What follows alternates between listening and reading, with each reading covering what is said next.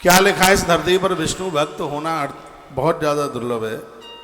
जो भी कोई व्यक्ति भगवान का भक्त है, माता धरती उनके ऊपर अति प्रसन्न होती है, लक्ष्मी माँ अति प्रसन्न होती है। भगवान विष्णु की आराधना मुझे और आपको सबको ही करनी चाहिए, भले आप शंकर के पुजारी हैं और देवताओं के हैं। भगवान विष्णु का, नारायण का पुजारी जरूर बोलिए। वामदेव जी ने ऐसी कुछ बातें बताई। रुक्मांगद जो स्वभाव से ही बड़े विनयी थे, अत्यंत नम्रत होकर के उन्होंने कहा, हे द्वयश्रेष्ठ, आपसे क्षमा मांगता हूँ, भगवान आप जैसा कोई नहीं, वैसा महान वे नहीं बन सकता, आपके चरणों के धूल के बराबर भी नहीं। राजा ने कहा, गुरुजी इस धरती पर ब्राह्मण से श्रेष्ठ कुछ भी नहीं है। ये नारद पुराण के से एकादशी माध्यम में लिखा है, इस जगत में देवता भी कभी ब्राह्मणों से बढ़कर नहीं हो सकते। इस राजा ने ऐसी बात कही, क्योंकि ब्राह्मण के संतुष्ट होने पर जीव की भगवान विष्णु में भक्ति हो जाती है। ब्राह्मण संतुष्ट हो जाए तो भगवान संतुष्ट हो जाता है। वामदेव जी ने उनसे कहा, हे राजन, इस समय तुम मेरे घर पर आए हो, तुम्हारे लिए कुछ भी अदेय नहीं है, अतः बोलो मैं तुम्हें क्या दे दूं। महिपाल इस भूतल पर जो सबकी अभिष्ट वस्तु प्रदान करता है, एकादशी के दिन डंका पीटकर प्रजा को भोजन करने से रोकता है, उसके लिए क्या नहीं दिया जा सकता। तुम्हारे पास तो इतने पुण्य हैं जिसकी चर्चा विस्तार पूर्वक नहीं की जा सकती। राजा ने हाथ जोड़कर विप्रवर वामदेव जी से कहा, हे ब्राह्मण, आपके युगल चरणों में मेरे जीवन के सब कष्ट मिट गए हैं। आपने बड़ी कृपा कर दी है मेरे ऊपर, मैं बहुत आनंद में हूं। मैं आपसे कुछ पूछना चाहता हूं, उसके बारे में आप हमें बता दें। हे ब्राह्मण शिरोमणि, मेरी पत्नी संध्यावली जहां पैर रखती है वहीं वह स्थान संपदा से भर जाता है, वहां पर निधि प्रकट हो जाती है, उसके अंगों में बुढ़ापापन नहीं है। हे मुनिश्रेष्ठ, वह सदा शरतकाल के चंद्रमा की तरह है, बिना आग के भी वह 6 तरह के व्यंजन बना देती है। तपस्वी नारी की यह बात है, मटके पानी से अपने आप भर जाते हैं, अग्नि अपने आप जल जाती है। वर्णन क्या है, यदि थोड़ी भी रसोई बनाती है तो उसमें से अनगिनत लोग भोजन कर लेते हैं। यह माताओं के पास में बड़ी विशेषता भगवान ने दे रखी है। इतने भाव से बनाती हैं, 50 के लिए बनाती हैं, 125 खा जाते हैं। उनके हाथों में इतनी बड़ी बरकत है। इसी बात का वर्णन किया है, कहा वह पतिव्रता दानशीला समस्त प्राणियों को सुख देने वाली वह नारी है। हे ब्राह्मण, उसने सोते समय भी वाणी मात्र के द्वारा भी, जिसने कभी अपने पति का अपमान नहीं किया, ऊंचे स्वर में नहीं बोली। वर्णन किया है कि बिना तीर्थ करे उस नारी के संपूर्ण तीर्थ हो जाते हैं, ऐसा वर्णन। कभी भी ऊंचे स्वर में नहीं बोली है, किसी का अपमान नहीं किया है। ऐसी नारी बिना तीर्थ करे हुए संपूर्ण तीर्थों को कर लेती है, ऐसा वर्णन। इसलिए वाणी पर कर्कशता नहीं होनी चाहिए, वाणी पर मधुरता हो, वाणी पर मिठासता हो, और वाणी पर एक ललक हो, अपनत्व छल के, ऐसी वाणी हो। भूमंडल पर केवल एक द्वीप के स्वामी रूप प्रसिद्ध, किंतु अब मेरा पुत्र, वर्णन किया है कि इतना बड़ा है धर्मांगद के गुरुदेव, जिसकी चर्चा शब्दों में मैं बयानित नहीं कर सकता। चर्चा चल रही थी, कहा बस आप हमें यह बता दें, ऐसा मैंने कौन सा शुभ कर्म किया है जिसकी वजह से मुझे इतनी संपत्ति मिल गई, मुझे इतना धन मिल गया। कोई मैंने पूर्व में ऐसा कुछ किया हो गुरुदेव, आप बता दें। तो कहा पहले जन्म में आप चौथे वर्ण में तुमने जन्म लिया था, कनिष्ठ वर्ण में तुम जन्मे। एक बार तुम तीर्थ यात्रा के लिए निकले थे तो तुम मथुरा पहुंचे। मथुरा विश्राम घाट पर तुमने भगवान वराहदेव के दर्शन किए, और वहां पर कुछ लोग एकादशी कर रहे थे। तुमने कभी पूर्व में एकादशी तो करी नहीं, लेकिन लोगों के देखते देखते तुम कुछ दिनों तक मथुरा जी में रहे। तुमने विश्राम घाट पर यमुना के जल में स्नान किया, तेल साबुन कभी लगाया नहीं, 11 के दिन तुमने फल भी नहीं खाए, तो वह एकादशी व्रत की इतनी बड़ी महिमा थी। पूर्व जन्म को त्याग कर इस जन्म में तुम राजा रुक्मांगद बने हो, क्योंकि मरते समय तक तुमने एकादशी करी, इसलिए तुमने जन्म से 11 का व्रत शुरू कर दिया। अंतो मति सोया गया। अंत में व्यक्ति जैसी विचार धारणा रखता है, उसका अगला जीवन वैसा ही हो जाता है। तो क्यों नहीं अभ्यास कर लिया जाए भगवान के नाम का जप का, तो अंत में भगवान का नाम जिह्वा से आ जाए। हरि नाम नहीं तो जीना क्या, फिर छोड़ विषय रस पीना क्या, हरि नाम नहीं तो जीना क्या। लोग फांसी लगाते हैं, पति बात नहीं मानता, पत्नी बात नहीं मानती, पैसा पर्याप्त मात्रा में है नहीं, पैसा नहीं है, कर्जा हो गया है, इसलिए हम आत्महत्या करके मर रहे हैं। कभी कभी लोग चिट्ठी भी लिख के रख जाते हैं। आत्महत्या करके तो उन्हें मरना चाहिए जो अभी तक आज की तारीख में भी भगवान के नहीं बन पाए। पूरा जीवन उन्होंने ऐसे ही निकाल दिया, कुकर मुत्तों की तरह। आत्महत्या उन्हें कहा, आत्महत्या तो वो करे। वजनानंदी तो जिससे मिल लेते हैं वो उसका कल्याण कर देते हैं। मैं एक बात निवेदन करना चाहूंगा, एक बार भगवान को प्रणाम करने से 10 अश्वमेध यज्ञ का फल प्राप्त हो जाता है। प्रातः आप जगते हैं, देवी देवताओं को प्रणाम कीजिए, मंदिर जाते हैं, पुजारी जी को भी प्रणाम करके आइए, परिक्रमा लगाइए मंदिर की, बाहर से लगाएं, और फूल पत्तियां जो भी कुछ लेकर के गए हैं प्रतिमा पर चढ़ा करके आइएगा। यदि कुछ ही महीनों तक यदि किसी ने यह साधना कर ली,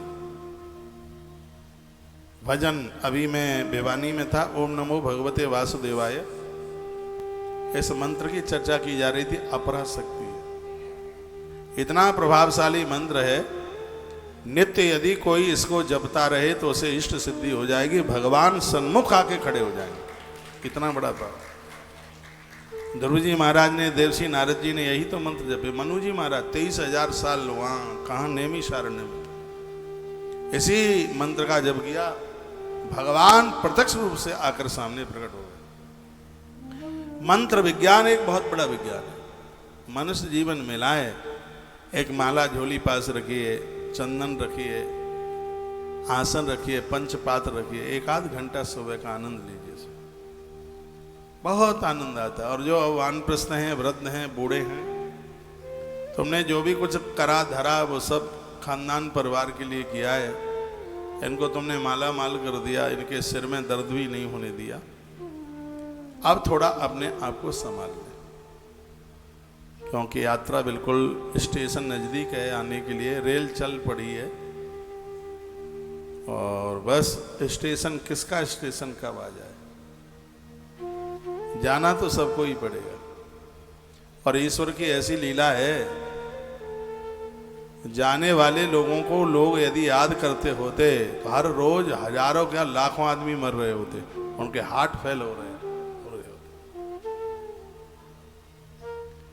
इंद्र ने माताओं को एक वरदान दिया है भागवत जी में, वो ये है कि यदि तुम ब्रह्म हत्या को माताओं तुम धारण कर लो, जो ऋतुकाल है जिसमें नारी पूजा के लायक नहीं होती, यह ब्रह्म हत्या का ही एक भाग है, जिसमें एक भाग धरती को दिया गया है, जो धरती पर बंजर भूमि रह जाती है। एक वृक्षों को दिया है, जो वृक्षों में गोंद सा टपकता है। एक जल को दिया है, उसमें जो काई दिखाई देती है हरे रंग की। एक मातृ शक्ति को दिया। तो देवियों ने पूछा कि आपने हमें ये ब्रह्म हत्या तो दे दी, इसके बदले में आप हमें क्या देंगे? देवराज इंद्र ने कहा, बदले में यह दूंगा कि एक बच्चे को संतान देने के बाद दूसरे बच्चे को जन्म दोगे तो तुम्हें वह कष्ट ध्यान में नहीं रहेगा।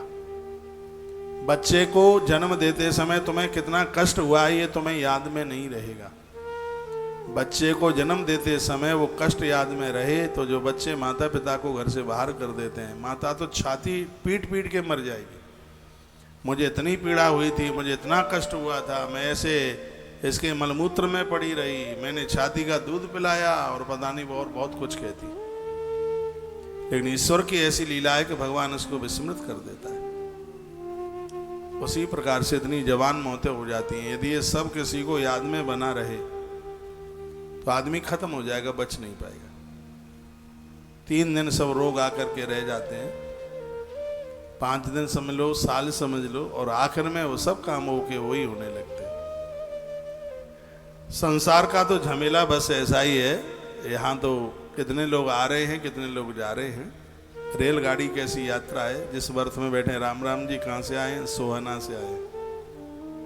तुम कहाँ से आए? हम बल्लभगढ़ से आए। कहाँ जा रहे हैं? अमृतसर जा रहे हैं। जिसका स्टेशन नजदीक आता रहता है वही अपने अपने बैग उतार कर लेके चले जाते हैं। किसी ने 2 घंटा साथ दिया यात्रा में, किसी ने 4 घंटा दिया। यही जीवन की रेल है। यहाँ कोई 5 वर्ष, कोई 25 वर्ष संग दे रहे हैं। कभी बाप से पहले बेटा, बेटे से पहले पिता जा रहा है। कभी पति से पहले पत्नी, और कभी पत्नी से पहले पति दुनिया छोड़ के जा रहा है। संसार की तो स्थिति ऐसी ही है। इसलिए आज मैं सीधाम वृंदावन की पवित्र व्यासपीठ से बहुत आग्रह पूर्वक निवेदन करूंगा, ये दुनियादारी के कार्यों को करने से पहले थोड़ी अब अपनी चिंता में लग जाइए। भगवतीय कार्य साधना सिद्ध हो जाएगी। मृत्यु के समय पर इतना भी कष्ट नहीं होगा जितना कि पांव में कांटा लगने पर कष्ट हो। नहीं तो आदमी मौत को प्राप्त होता है तो उसे इतनी वेदना होती है कि 20 करोड़ बिच्छू एक साथ डंक मार रहे हैं। लेकिन जब भजनानंदियों की मृत्यु होती है तो उन्हें कोई किसी भी प्रकार का उन्हें कष्ट नहीं होता। तो भजनानंदी लोग मौत को प्राप्त होते हैं तो उन्हें कहाँ कष्ट होता। इसलिए ऐसा नियम बना लीजिए, सुबह अकेले में बैठिए, रीढ़ की हड्डी सीधे करके शांत होकर पहले कुछ ध्यान कर लें। अगर न्यास करन्यास यूं ऐसे करते रहा करो, इससे शरीर की पवित्रता के ऊपर बड़ा फर्क पड़ता है। एक्सरसाइज भी किया करें। आचमन करके जप अपना शुरू करें। दिया सामने जला करके रख लें। दिए की बड़ी महिमा है। दिया कहता है, मैं सूरज नहीं जो शाम होते ढल जाऊंगा, मैं सूरज नहीं जो शाम होते ढल जाऊंगा, मैं तो एक दिया हूं, जब जला लोगे तभी तुम्हारे काम आऊंगा। दीपक कर्म साक्षी दे। घर में ज्यादा से ज्यादा दिए जलाने की कोशिश कीजिए, बहाने से। कभी मंदिर में, घर के मंदिर में जलाइए, कभी चौखट पर जलाइए, कभी बेलपत्री के नीचे जलाइए, कभी पीपल के नीचे जलाइए। कुछ नियम चलता रहे। कल हम देख रहे थे, रात्रि को काफी समय हो गया था, सामने वो पेड़ है पीपल का, एसके शर्मा जी उसके नीचे दिए जला रहे थे। उसके नीचे वो दिए जला कर, मैंने कहा वाह, कथाओं का बड़ा असर पड़ रहा है। और आज देश में हजारों हजारों लोग दिए जला रहे हैं, अपनी गरीबी और अपने रोगों को दूर कर रहे हैं। पीपल के नीचे दिया जलाना बहुत बड़ी बात है, पुरखे तर जाते। तो ये आप अपने घर में ये करें। छोटा सा तो आपका कुंडवा है। हमें देखिए, हम हजारों लोगों को, आश्रम के हजारों लोगों को, आज मेरा वो ड्राइवर बोलता है, जब मैं उधर से गौशाला से लौट रहा था, कहा महाराज जी तुम्हारा जीवन 2 भी दिन जी लूं तो मेरा तो हो जाएगा खेल। कोई कहता है 2 दिन तो बहुत है, 1 ही दिन जी के बता दे।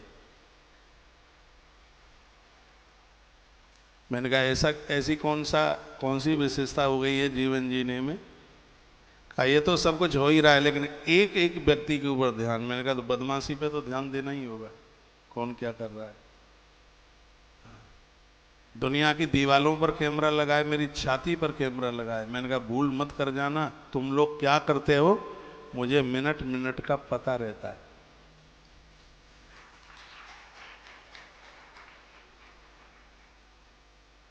बड़ाई नहीं कर रहा हूं, 3 घंटे की नींद ले रहा हूं, 3 घंटे में पूरा काम चल जाता है। कभी 12 बजे सोता हूं तो 3 बजे जग जाता हूं, कभी 12 के बाद, क्योंकि सफर में जाता हूं। कभी रात्रि को 1 बजे पहुंचना होता है, कभी 2 बजे पहुंचना होता है।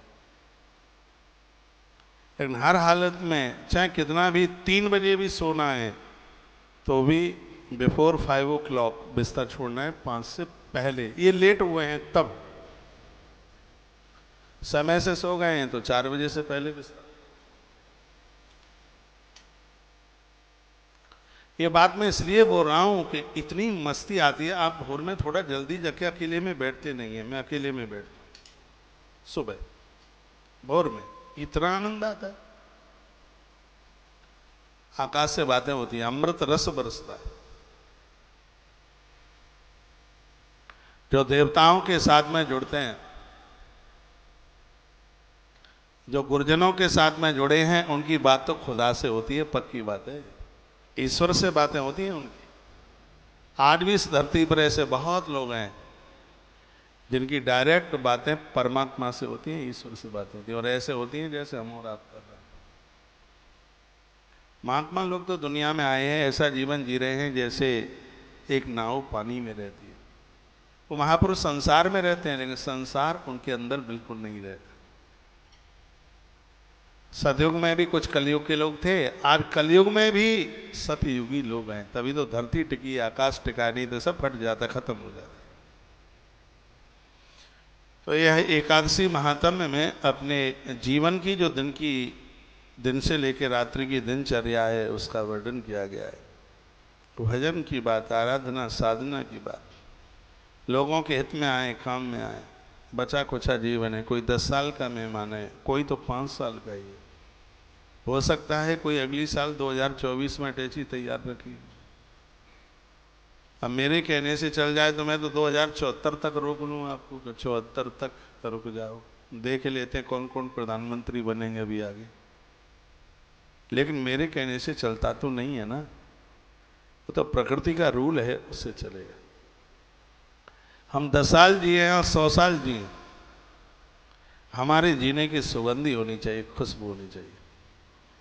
बिना जली हुई अगरबत्ती 10 इंची जमीन घेरती है बिना मतलब की, जब उसको जला देते हैं तो उसमें से खुशबू आती है।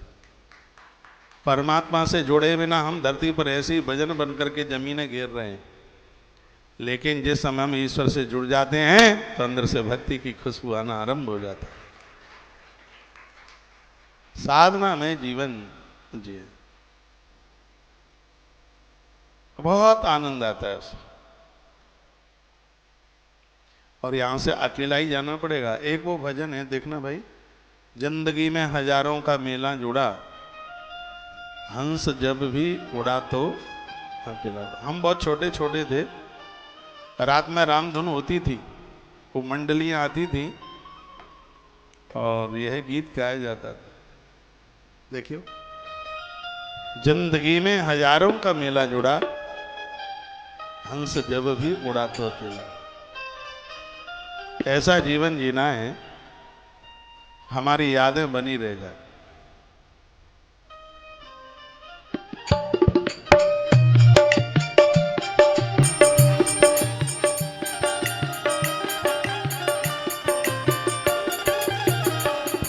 जिंदगी में हजारों मेला जुड़ा, जिंदगी में हजारों का मेला जुड़ा, हंस जब जब उड़ा तब अकेला उड़ा। जिंदगी में हजारों का मेला जुड़ा, जिंदगी में हजारों का मेला जुड़ा, हंस जब जब उड़ा तब अकेला उड़ा। हंस जब जब उड़ा तब अकेला उड़ा, हंस जब जब उड़ा तब अकेला उड़ा। जिंदगी में हो, जिंदगी में हजारों का मेला जुड़ा, हंस जब जब उड़ा तब अकेला उड़ा।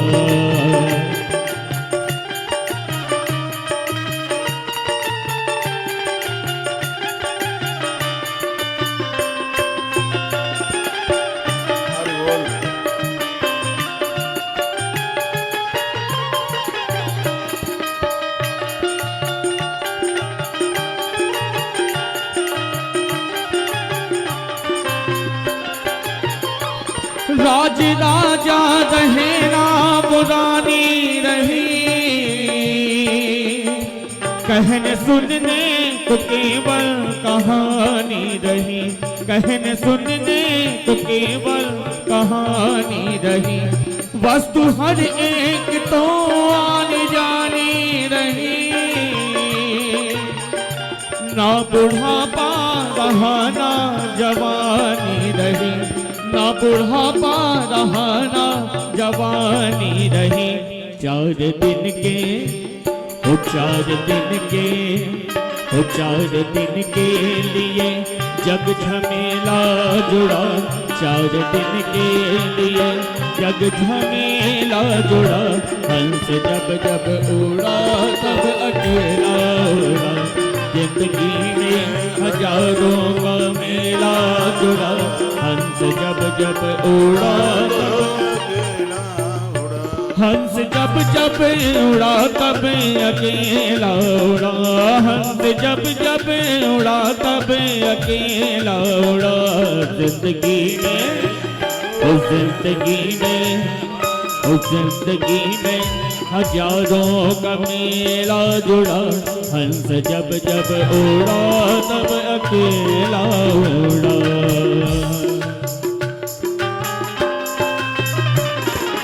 जय हो।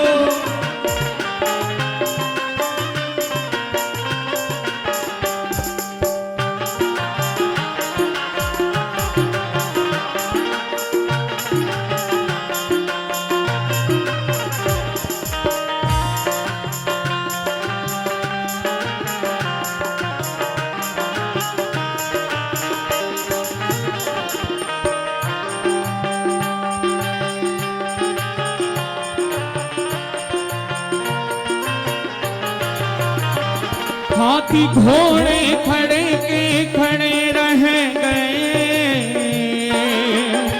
कोठी बंगले पड़े के पड़े रह गए, कोठी बंगले पड़े के पड़े रह गए।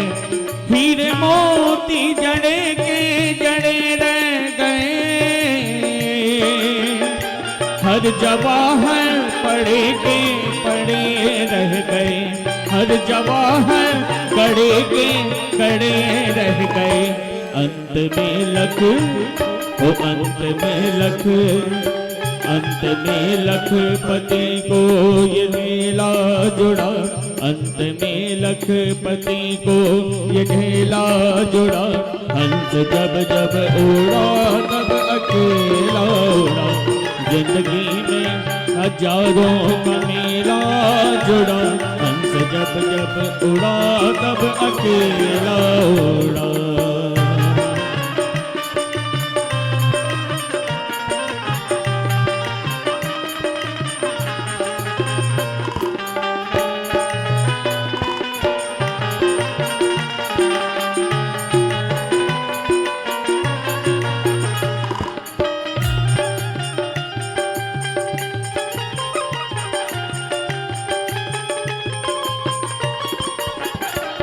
सोच ले अपने अंजाम को,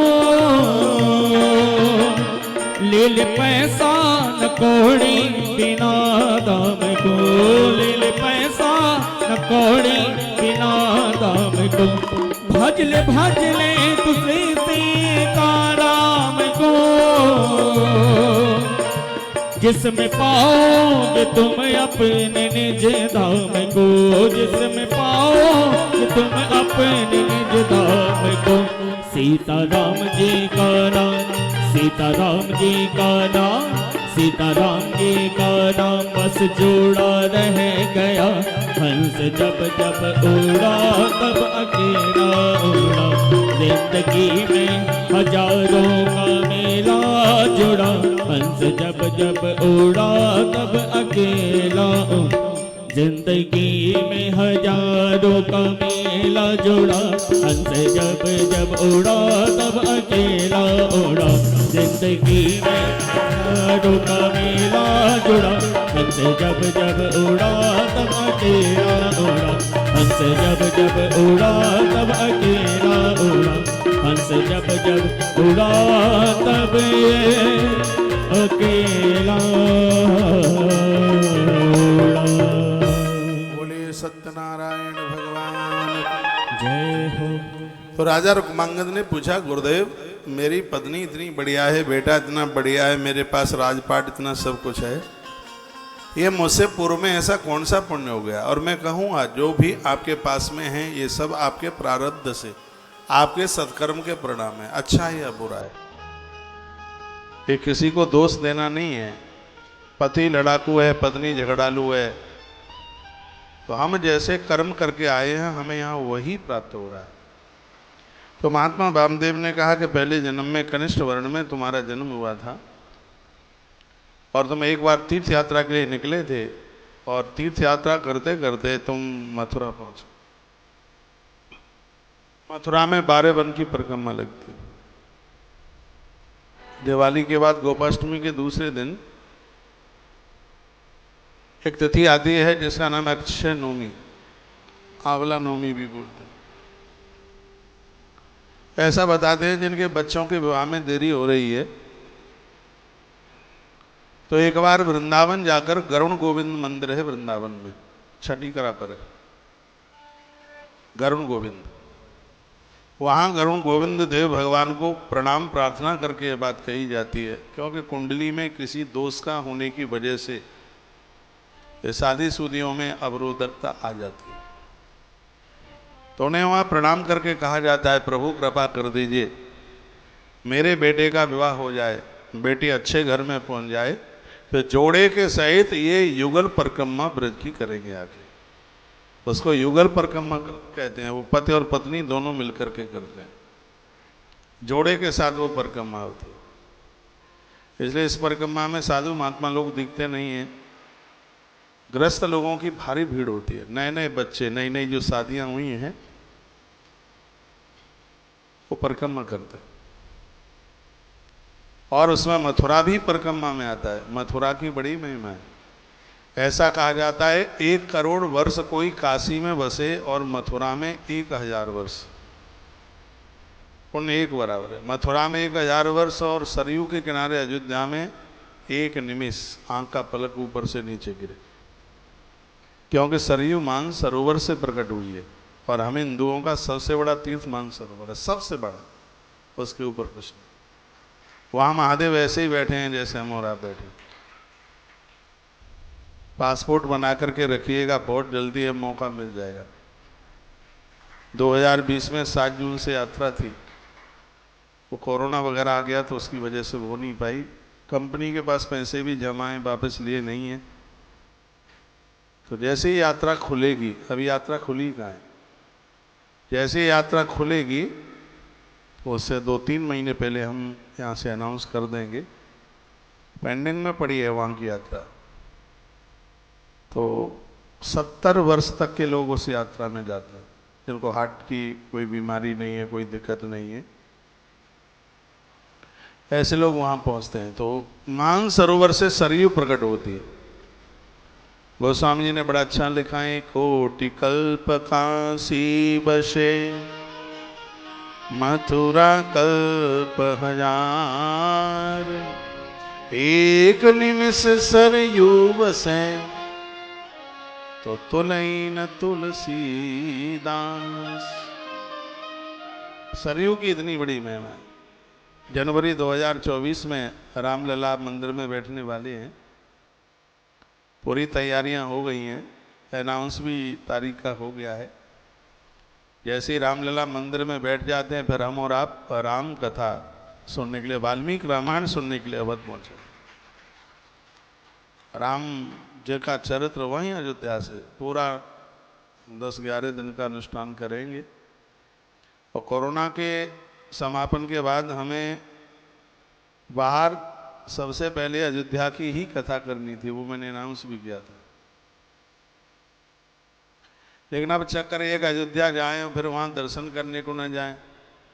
एक बार मैं गया जी से लौटा, बहुत पुरानी बात है, मैंने टेंट में राम जी के दर्शन किए, आंख में आंसू बंद नहीं हो रहे थे, और मैंने प्रभु को निवेदन प्रार्थना करके कहा, भगवान अब तो तुम्हारे दर्शन तब ही करना है जब तुम भव्य मंदिर में होगे, उसके बाद मैं गया ही नहीं हूँ अभी अयोध्या, तब से मैंने अयोध्या ही नहीं देखा। तो भगवान की कृपा से प्रभु राम मंदिर में होंगे, प्रभु को कथा सुनाने के लिए अवध जाएंगे। अयोध्या की बड़ी महिमा है, भले आप एक रात के लिए आए आना। कोट कल्प काशी बसे, मथुरा कल्प हजार, एक निमिष सरयू बसे, तुले न तुलसीदास। आंख का पलक ऊपर से नीचे गिरे, इतनी देर के लिए भी आप सरयू के किनारे पर बसे हुए अवध में आप रह के आ जाते हैं, तो उसका कितना पुण्य है, क्या प्रभाव है उसका। उसी प्रकार से 7 पुरियों में से श्री मथुरा जी का नाम आता है। आप यहाँ तक आते हैं तो द्वारकाधीश का मंदिर बहुत सिद्ध है। जेब कतरे ज़्यादा घूमते रहते हो वहाँ, उनसे सावधान रहिए। वहीं बगल में विश्राम घाट है। पूरी दुनिया का क्या, पूरे ब्रह्मांड का इकलौता स्थान है ये विश्राम घाट, जहाँ यमराज अपनी बहन के यहाँ आते हैं। भाई दूज वाले थे, मथुरा में ही आते हैं विश्राम घाट पर। अपनी बहन यमुना के यहाँ थाली में भोजन करते हैं, और फिर यमुना मैया को, अपनी बहन को कहते हैं, दीदी क्या चाहिए मांगो।